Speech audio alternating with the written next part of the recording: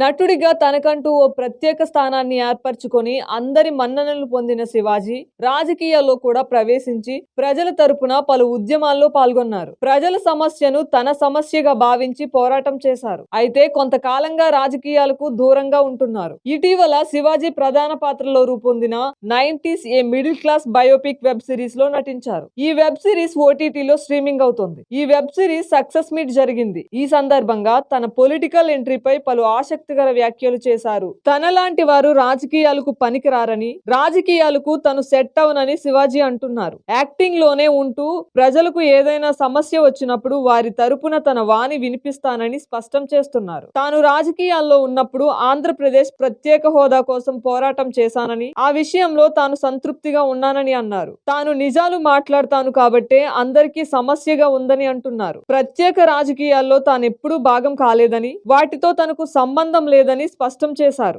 ఉద్దేశపూర్వకంగా ఏదైనా రాజకీయ పార్టీకి తనను అప్పగిస్తే ఖచ్చితంగా ఆ పార్టీలోనే చేరి అందరి పని చెబుతానని, తన జోలికి రావద్దని హెచ్చరించారు. ఇక తను చేసిన వెబ్ సిరీస్ గురించి మాట్లాడుతూ, ఈ ప్రాజెక్ట్ చేయడానికి ప్రధాన కారణం సిరీస్ లోని చిన్న కొడుకు ఆదిత్య పాత్ర. ఆదిత్య నా చిన్న కొడుకు. అతను కూడా అలాగే సరదాగా ఉంటాడు. దీనికి సీక్వెల్ కూడా ఉంటుంది. అందులో ఇంటర్ ఇంజనీరింగ్ గురించి ఉంటుంది. నా జీవితాన్ని స్ఫూర్తిగా చేసుకొని ఆదిత్య రోల్ క్రియేట్ చేశాను. అందుకే తన పేరే పెట్టాను. బిగ్ బాస్ నుంచి బయటకు వచ్చాక 8 స్క్రిప్ట్లు విన్నాను. కామెడీ బెస్ట్ సబ్జెక్ట్ ఒకటి ఓకే చేశాను. త్వరలోనే విలన్ గా కూడా నటించబోతున్నాను అని వివరించారు.